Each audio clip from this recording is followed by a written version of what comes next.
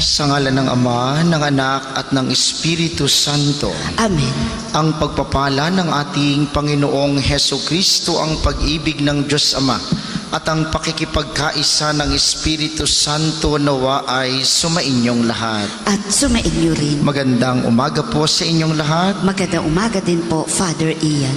Welcome po sa parokya at pambansang dambana ni Santo Padre Pio. Ngayon ay Lunes sa ika-4 na linggo sa Pasko ng pagkabuhay ng Panginoon.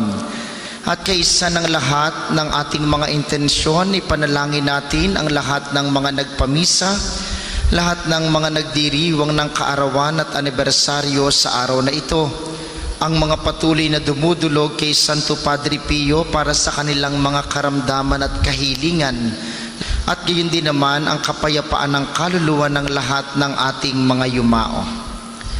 Aminin natin ang ating mga kasalanan upang tayo'y maging marapat gumanap sa banal na pagdiriwang.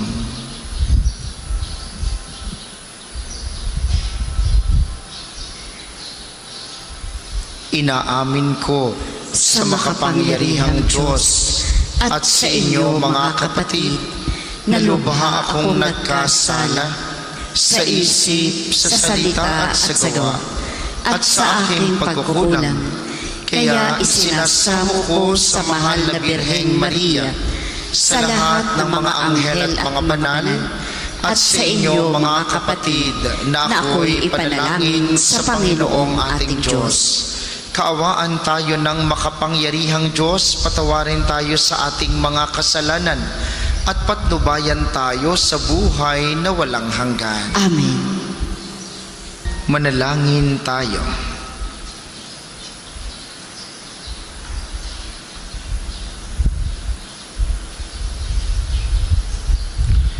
Ama naming makapangyarihan, pakundangan sa pagpapakumbaba ng anak mong masunurin, ibinangon mo sa pagkadapa ang sangkatauhang masuwayin.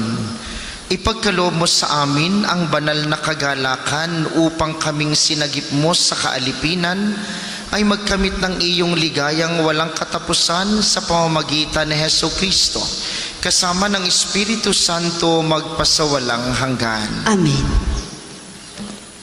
Pagbasa mula sa mga gawa ng mga apostol.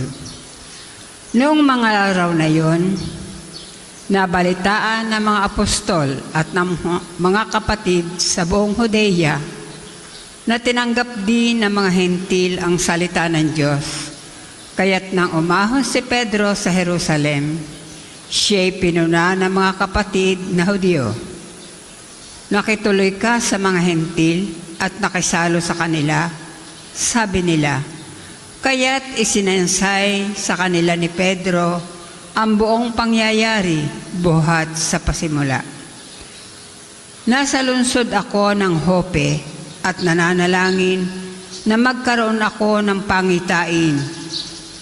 Mula sa langit ay inihugos sa kinaroroonan ko ang isa't tila malaking kumot na nakabitin sa 4 na panulukan. Pinagmasdan ko itong mabuti at nakita ko roon ang lahat ng uri ng hayop, lumalakad at gumagapang sa lupa, pati mailap at mga lumilipad sa himpapawid. At narinig ko ang isang tinig na nagsabi, "Tumindig ka, Pedro, magpatay ka't kumain." Subalit sinabi ko, hindi ko po magagawa iyon, Panginoon. Hindi ako kumakain ng anumang bagay na itinuturing na marumi o di karapat-dapat. Muli kong narinig ang tinig mula sa langit. Huwag mong ituring na marumi ang mga nilinis ng Diyos. 3 ulit na nangyari ito at pagkatapos ay binatak na pataas sa langit ang bagay na iyon. Nang sandali ring yun, dumating sa bahay na tinutuluyan ko ang 3 lalaking sinugo sa akin buhat sa Cesarea. Sinabi sa akin ng Espiritu na huwag akong at mag-atubiling sumama sa kanila. Sumama rin sa akin ang 6 na kapatid na ito at pumasok kami sa bahay ni Cornelio. Isinalaysay niya sa amin ang nakakita siya ng isang anghel na nakatayo sa loob ng kanyang bahay at sinabi sa kanya, "Magpasugo ka sa Jope at ipasundo mo si Simon na tinatawag na Pedro. Sasabihin niya sa iyo ang tungkol sa ikaliligtas mo at ng iyong sambahayan." Nagsisimula pa lamang akong magsalita ay bumaba na sa kanila ang Espiritu Santo gaya ng pagbaba nito sa ating noong una. At naalaala ko ang sinabi ng Panginoon, "Si Juan ay nagbinyag sa tubig, ngunit bibinyagan kayo ng Espiritu Santo kung binigyan sila ng Diyos ng kaloob na tulad na ibinigay niya sa atin. Nang manalig tayo sa Panginoong Hesukristo, sino akong hahadlang sa Diyos?" Nang marinig nila ito, tumigil na sila sa pagpuna at sa halip ay nagpuri sa Diyos. Kung gayon, sabi nila, ang mga hentil may binigyan din ng pagkakataong magsisit, magbagong buhay upang maligtas. Ang salita ng Diyos. Salamat sa Diyos. Ang tugon po sa Salmo, aking kinasasabikan ang Diyos na nabubuhay. Aking kinasasabikan ang Diyos na nabubuhay. Kung panong iyambatis ang hanap ng isang usa, gayon hinahanap ang Diyos ng uhaw kong kaluluwa. Aking kinasasabikan ang Diyos na nabubuhay. Nananabik ako sa Diyos, Diyos na buhay walang iba, kaya maaaring sa harap mo ay sumamba. Aking kinasasabikan ang Diyos na nabubuhay.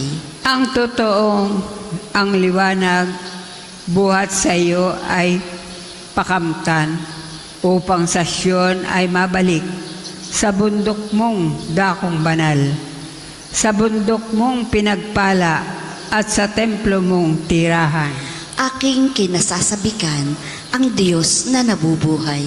Sa dambana mo, O Diyos, ako naman ay dudulog, yamang galak at ligaya ang sa akin iyong dulot.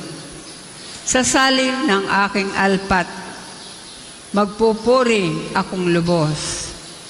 Buong lugod na aawit ako sa Diyos, sa aking Diyos. Aking kinasasabikan ang Diyos na nabubuhay. Magsitayo po ang lahat. Sumainyo ang Panginoon. At sumainyo rin. Ang mabuting balita ng Panginoon ayon kay San Juan. Papuri sa iyo, Panginoon. Noong panahong iyon, sinabi ni Jesus, "Tandaan ninyo ito, ang pumasok sa kulungan ng mga tupa nang hindi sa pinto nagdaraan, kundi umakyat sa di dapat pagdaanan ay magnanakaw at tulisan. Ngunit ang nagdaraan sa pintuan ay siyang pastol ng mga tupa. Pinapapasok siya ng bantay pinto at pinakikinggan ng mga tupa ang kanyang tinig. Tinatawag niya ang kanyang mga tupa sa kani-kanilang pangalan at inilalabas sa kulungan.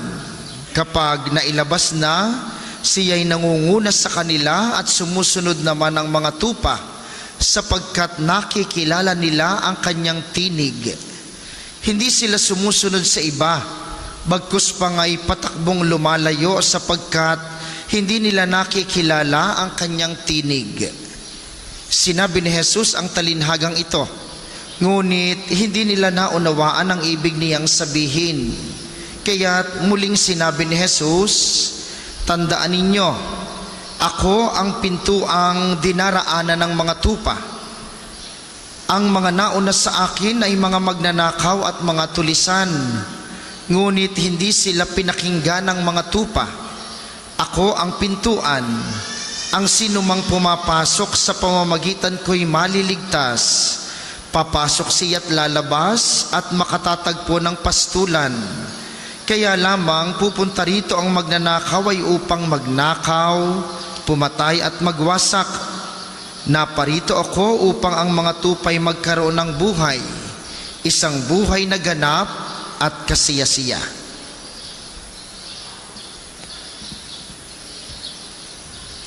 Ang mabuting balita ng Panginoon. Pinupuri ka namin, Panginoong Hesukristo.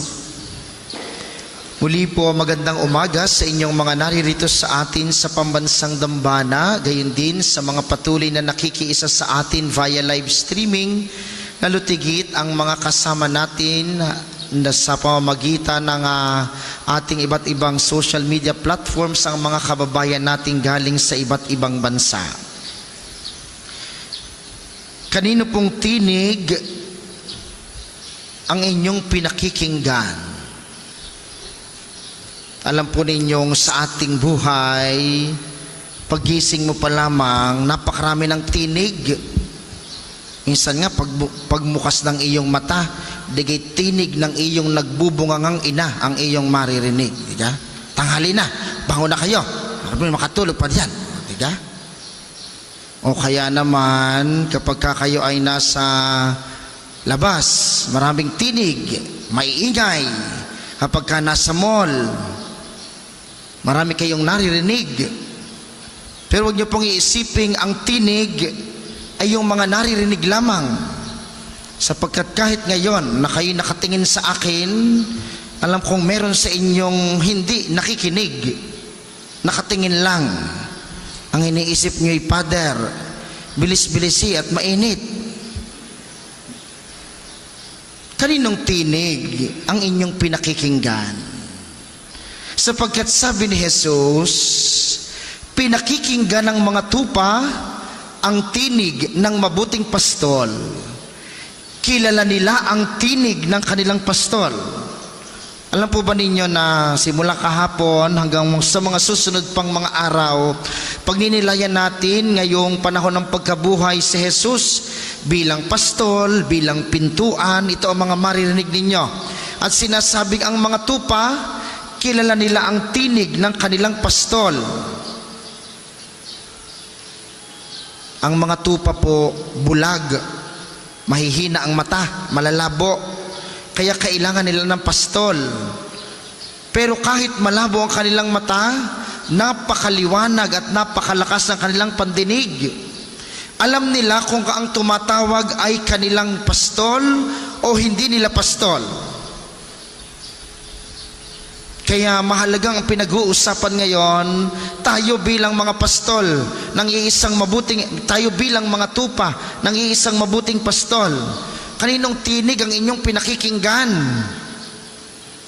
Napakadali pong sabihin, Father, tinig po ni Jesus ang aming pinakikinggan. Totoo yan? Sige nga, taas nga ang kamay ng nakikinig sa tinig ni Jesus. Oh, may ilan. Yung iba, tulog kahit mulat. Taas ang kamay ng nakikinig sa tinig ni Jesus. Oh, lahat kung tinig ni Jesus ang ating sinusunod, bakit may pagkakataong napakataray mo? Bakit may pagkakataong ikay gagagalit?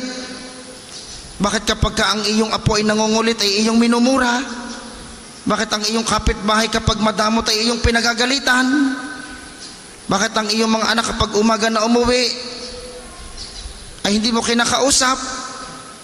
Tapos sabihin ninyong tinig ni Jesus ang sinusunod natin.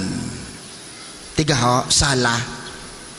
Kapag ka nagdadamot ka, kapag ka masama ang ugali mo, kanino ang tinig ang sinusunod mo? Di tinig nung kalaban ni Jesus. Kapag ka lagi nang ikay nakasimangot, tingnan niyo inyong katabi. Pag ikay nakasimangot, yan ay masama ang ugali. Huwag kayong sumimangot. Pangit na nga, nakasimangot pa. Huwag sumimangot. Kapag ka sala sa mabubuting gawa ang ating inaasal, ay di hindi tinig ni Jesus ang sinusunod. Tinig ng kalaban ni Jesus. At yun ang sinasabi ni Jesus, pag-iingatan ninyo, sapagkat ang nakikinig ng hindi kanyang tinig ay mapapahamak. Sabi ni Jesus sa bandang huli, kapag nakikinig kayo sa aking tinig, kayo'y bibigyan ko ng buhay, buhay na ganap at kasiyasiya.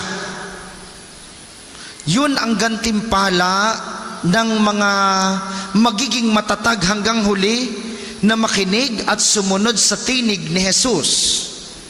At ang tinig ni Jesus, hindi ka dadalhin sa kapahamakan. Kaya kung minsan nalilito kayo, Father, tinig ako ni Jesus ang aking sinusunod, abay di tingnan ninyo kung anong mangyayari. Kapag kayan ay nagdudulot sa inyong mapahamak, nagdudulot sa inyong magkasala, nagdudulot sa inyong maging masama ang ugali, hindi iyan tinig ni Jesus. Huwag mong pautangin iyan dahil marami pa yung utang sa iyo. Sa palagay mo'y tinig yun ni Jesus? Bay, Father, ay ano ho may 200 pa hong utang sa akin noong isang linggo, ay nag-chat na naman ngayon. Ayaw ko nga buksan ang message at alam ko ang alam nyo gayon, yung pagka may nag-chat sa inyo, Mare, kumusta ka na? Naku, patay. Huwag nyong bubuksan. Ang sunod dyan ay, may kaunti ka ga, pautang muna. Pero kapag ka lahat ay para sa kabaitan, pagtulong kahit nahihirapan, pagbibigay kahit nagsasakripisyo, yan ang tinig ni Jesus. Sapagkat ang tinig ni Jesus, dadalhin ka sa kabutihan, dadalhin ka sa kaligtasan, hindi ka dadalhin sa kapahamakan. Kaya kung kayo nag-iisip minsan, susundin ko gaaring tinig na are, tinig ng aking maligalig na biyanan, bay inyong pakinggan kung anong sinasabi. Kung ang paalaala sa inyo ay huwag mong gawin iyan dahil baka mapahama ka, baka tinig yan ni Jesus. Sapagkat sa napakaraming tinig na ating naririnig sa paligid, minsan ang hirap suriin kung alin ang tinig ni Jesus. Pero magiging madali iyan kapag ka dinadala ka lagi sa kabutihan, kapag dinadala ka sa kabaitan. Pagka ikay dinadala niyan sa chismisan, hindi iyan tinig ni Jesus. Alam niyo, maraming tinig na naririnig, Mars, may bago ako, parinig ka. Naku, patay. Marites na naman yan. Ay siguradong pag sinimulan niyo yan, mauuwi yan sa paninira sa iba. At hindi yan tinig ni Jesus. Hindi yan tinig ng mabuting pastol. Ang tinig ng mabuting pastol, iisa ang pagdadalhan sa iyo, kabanalan. At kapag banal, ibig sabihin marunong kang umunawa, marunong kang magpatawad, marunong kang magmahal, marunong kang magbigay. Sa banal na misang ito, mga minamahal, kay Jesus, ang mabuting pastol na ating tatanggapin mamaya sa banal na komunyon, inyo pong ibulong sa Kanya, sabihin ninyo, Panginoon, bigyan mo po ako ng isang puso na nakikinig sa iyong tinig, yung tinig na magdadala sa akin at magdudulot sa akin ng buhay na walang hanggan, yung tinig na lagi kong maririnig upang ako ay hindi madala sa kapahamakan, bagkus madala sa kabutihan at kabanalan. Manalangin kayo mga kapatid upang ang paghahain natin ay kalugdan ng Diyos Amang makapangyarihan. Tanggapin nawa ng Panginoon itong paghahain sa iyong mga kamay, sa kapurihan niya at karangalan sa ating kapakinabangan at sa buong sambayanan niyang banal. Ama naming lumikha, tanggapin mo ang mga alay ng iyong sambayanang natutuwa, ang pagkabuhay ng iyong anak na niloob mong aming ikatuwa ngayon ay papagbungahin mo ng galak na mananatili sa amin habang panahon sa pamamagitan niya, kasama ng Espiritu Santo magpasawalang hanggan. Amen. Sumainyo ang Panginoon. At sumainyo rin. Itaas sa Diyos ang inyong puso at diwa. Itinaas na namin sa Panginoon. Pasalamatan natin ang Panginoong ating Diyos. Marapat na siya ay pasalamatan. Ama naming makapangyarihan, tunay ngang marapat na ikay aming pasalamatan ngayong ipinagdiriwang ang paghahain ng Mesiyas, ang maamong tupa na tumubos sa aming lahat. Siya'y talagang maaasahan at ang katapatan niya sa pananagutan ay siyang bumago sa dating pamumuhay, sa sangkatauhang namihasa sa pagkasalawahan. Ang dangal ng tao ay ganap na itinampok upang mamana namin sa pakikipagkapatid kay Jesus. Kaya kaisa ng mga anghel na nagsisiawit ng papuri sa iyo, nang walang humpay sa kalangitan, kami nagbubunyi sa iyong kadakilaan. Ama naming banal, ikaw ang bukal ng tanang kabanalan, kaya't sa pamamagitan ng iyong Espiritu, gawin mong banal ang mga kaloob na ito upang para sa amin ay maging katawan at dugo ng aming Panginoong Hesukristo. Bago niya pinagtiis ang kusang loob na maging handog, hinawakan niya ang tinapay, pinasalamatan kaniya, pinaghati-hati niya iyon, iniabot sa kanyang mga alagad at sinabi, "Tanggapin ninyong lahat ito at kanin, ito ang aking katawan na ihahandog para sa inyo."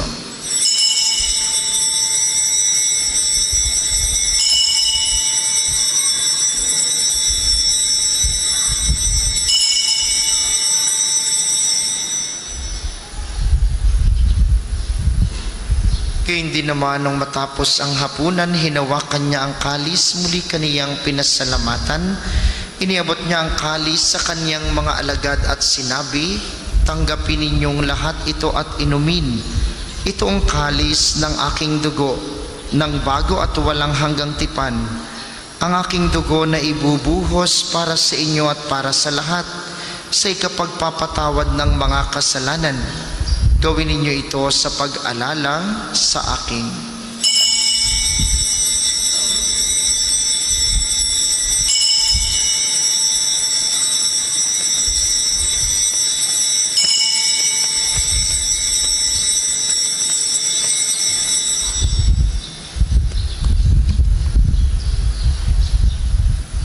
Ipagbunyi natin ang misteryo ng pananampalataya. Si Kristo'y namatay, si Kristo'y nabuhay, si Kristo'y babalik sa wakas ng panahon.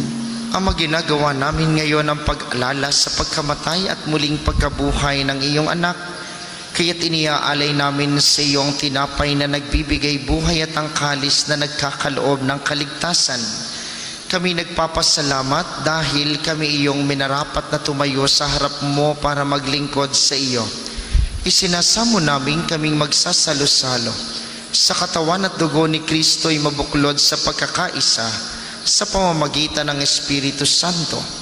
Lalahanin mo rin ang mga kapatid naming nahimlay ng may pag-asang sila'y muling mabubuhay, gayon din ang lahat ng mga pumanaw. Kaawaan mo sila at patuloyin sa iyong kaliwanagan. Kaawaan mo at pagindapatin kaming lahat na makasalo sa iyong buhay na walang wakas. Kaysa ng mahal na Birheng Maria, ang ina ng Diyos, ni San Jose na kanyang esposo, kaysa ng mga apostol at ng lahat ng mga banal na namuhay dito sa daigdig ng kalugod-lugod sa iyo, may pagdiwang nawa namin ang pagpupuri sa ikararangal mo sa pamamagitan ng iyong anak na aming Panginoong Hesukristo.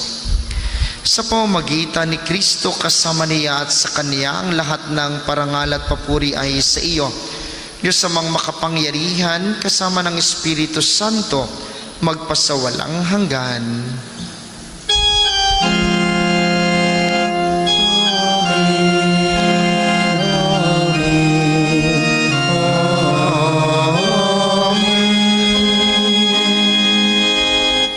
Sa tagubilin ng mga nakagagaling na utos at turo ni Jesus na Panginoon natin at Diyos, ipahayag natin ng lakas loob. Namin kami iadya sa lahat ng masama, pagkalooban ng kapayapaan araw-araw, iligtas sa kasalanan, at ilayo sa lahat ng kapahamakan, samantalang aming pinananabikan ang dakilang araw ng pagpapahayag ng tagapagligtas naming si Hesukristo. God, iyong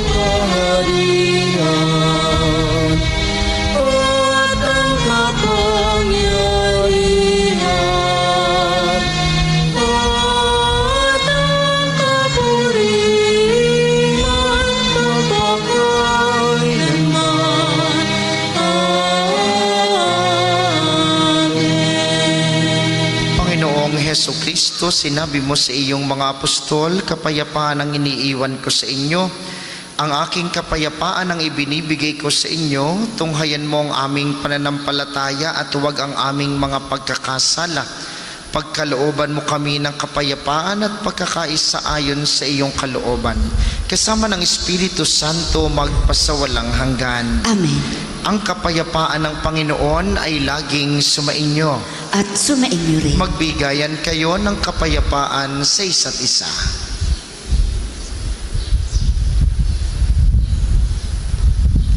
Kordero ng Diyos na nag-aalis ng mga kasalanan ng sanlibutan, maawa ka sa amin.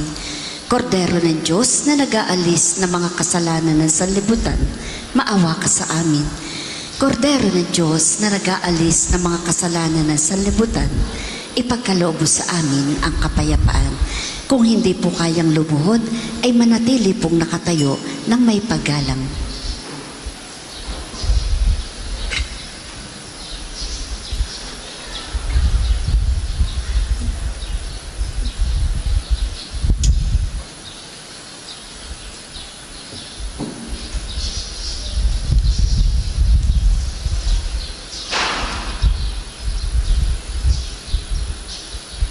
Ito ang kordero ng Diyos, itong nag-aalis ng kasalanan ng sanlibutan.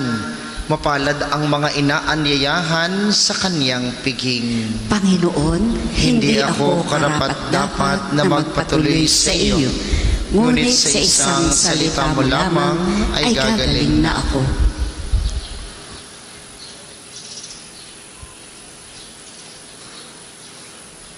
Ama naming mapagmahal, tunghayan mo at lingapin ang iyong sambayanan na minarapat mong makinabang sa piging na pang magpakailanman. Ipagkaloob mong kami maluwalhating makarating sa pagkabuhay na magtatampok sa amin sa iyong piling sa pamamagitan ni Jesucristo, kasama ng Espiritu Santo magpasawalang hanggan. Amen. Sumainyo ang Panginoon At sumainyo at rin. pagpalain kayo ng makapangyarihang Diyos, ang Ama, Anak at Espiritu Santo. Amen. Ang banal na misa ay naialay na.